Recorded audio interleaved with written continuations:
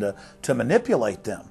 And the second the public realizes that they are being conditioned and controlled, the establishment begins to lose that edge they've got over people. So all I ask viewers to do is to think for themselves and to study public relations, to study advertising, to study propaganda, and to realize how much of it is out there in their daily lives. And then make the decision for yourself. I just want people to think on their own and to not have their decisions and their thoughts and their ideas pre-packaged and basically downloaded into them. If it's on TV and a famous face says something, then it must be true. He doesn't have to show you facts or anything else. You've been brought up with these faces. That's why they keep these guys on television into their 70s and 80s. You've grown up with this father figure who's on television every night at 6 o'clock, in your house, in your room, staring right at you, and he's a father figure. Would he tell you a lie? So you naturally never suspect him.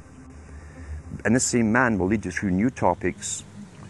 He'll introduce experts on the topics. They'll have a little summary at the end of every talk, and you are now left with the conclusion that's presented to you. You don't arrive at it, it's given to you, and it's good enough for you. When I was growing up, people were talking on their front porches, neighbors were playing baseball, there were nightly barbecues. You don't see that anymore. We've lost our communities. You drive through neighborhoods, you see the blue glow of television sets. We're losing our humanity.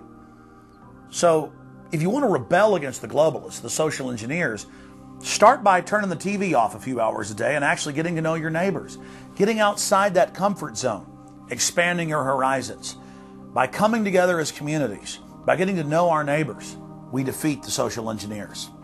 We're programmed today perfectly just like machines.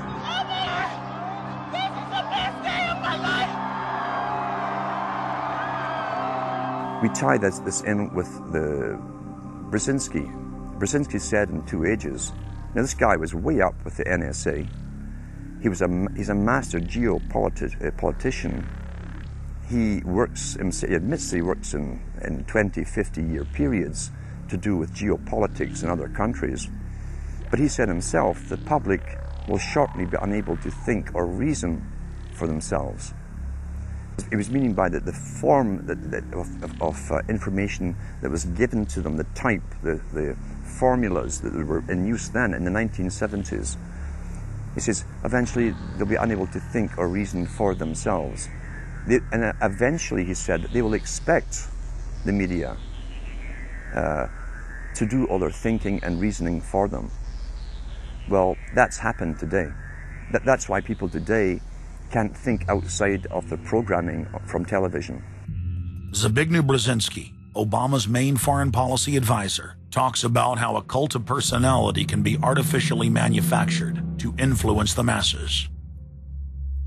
In the first months of my administration, to pull our economy... Oh, goodness. Sorry about that, guys.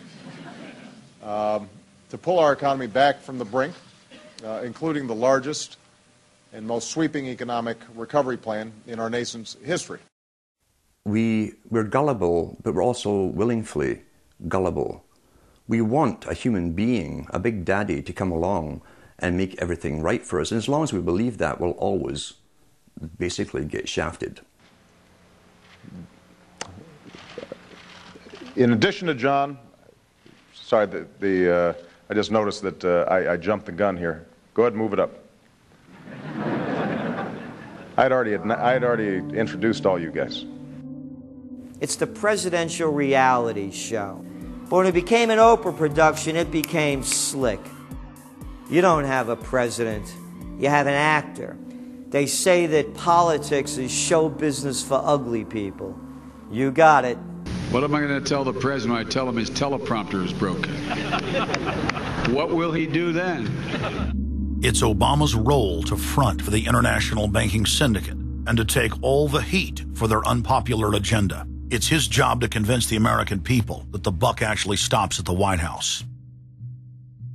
In Brzezinski's book, Between Two Ages, is that eventually we shall put presidents in who will have personality cults, We shall create massive personality cults for these people through the same techniques as Hollywood has used. Obama is that man today. The globalists, who know that Obama is going to promote their plan, want to make him such a superhero that nobody will question what he's doing. They'll be so preoccupied with who he is, or where he is, or what he's saying, or what he's wearing, or something like that. The idea of making him into a celebrity is very valuable because that way people are less inclined to ask, what is he doing? So that's very useful to these people. Similar plans of social control have been continuously carried out by operatives of the Ford Foundation, who Obama has worked for over the last 30 years.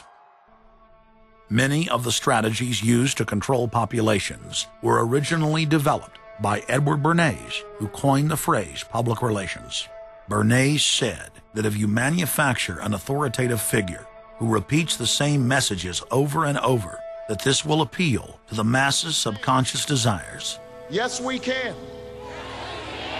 The unwashed masses will helplessly follow the leader and go along with any message they spout. Yes, we can. Yes, we can. We shall overcome. Yes, we can. We will respond with that timeless creed that sums up the spirit of a people. Yes, we can. Thank you. Today, these exact techniques are being used with devastating effect against the general population. Obama is the latest version of 21st century mass mind control. The psych warfare engineers are counting on Obama to finish the plan they began decades ago. Beyond their plans to devastate the economy for global consolidation, a new international framework of draconian law is being constructed to establish a system of neo-feudalistic serfdom. Remember, it was Bill Clinton who gave us NAFTA. And it was Al Gore, the hero of the environmental movement, who was the hatchet man for the Clinton administration to cram NAFTA down the throats of a reluctant Congress. Now, this is a good deal for our country, Larry, and let me explain why. Al Gore, who carried the ball for NAFTA and GATT, is now one of the top standard bearers for the elite's agenda. I didn't interrupt you. Okay, now, guys. Now maybe it just... Is this... NAFTA. Why? Huge numbers of manufacturing jobs left Canada, came into the United States because of a 15% wage differential. We pay our workers less in Canada. Now, when you've got a 7-to-1 wage differential between the United States and Mexico, you will hear the giant sucking sound. No, there's a political lesson, there's a business lesson. Sorry. He serves as the front man for the carbon tax cap and trade scheme, which will not only increase taxes on every American, but will also transfer our national sovereignty and rights to a tyrannical world government, all in the name of saving the earth. Is the legislation that we are discussing here today, is that something that you are going to personally benefit from? If you believe that the reason I have been working on this issue for 30 years is because of greed, you don't know me. I've been willing to put my money where my mouth is. Do you think there's something wrong with being active in business in this country? I am simply asking for clarification. I'm proud of it. The relationship. I'm proud of it. My name's Dr. Tim Ball. I'm a climatologist. I have a PhD in climatology from the Queen Mary College, the University of London, England. And I've been studying climate both with my 9 years in the Canadian Air Force, where it was essential to flying, and then after that at the university. So it's essentially been the whole theme of my career. Initially called climate skeptics. I said, but all scientists are skeptics. If you're not a skeptic, you're not a scientist. And then when that didn't work, then they came out with the charge that we were climate change deniers.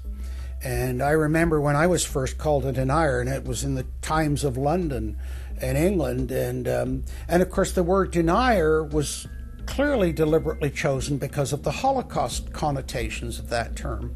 So it was not only a charge that you were ignoring the truth, but you were doing it in a very evil way. And of course, I laugh about that now because my whole career has been anything but a climate change denier. I've spent my career trying to educate people to how much climate changes naturally. So I'm anything but a denier, but of course that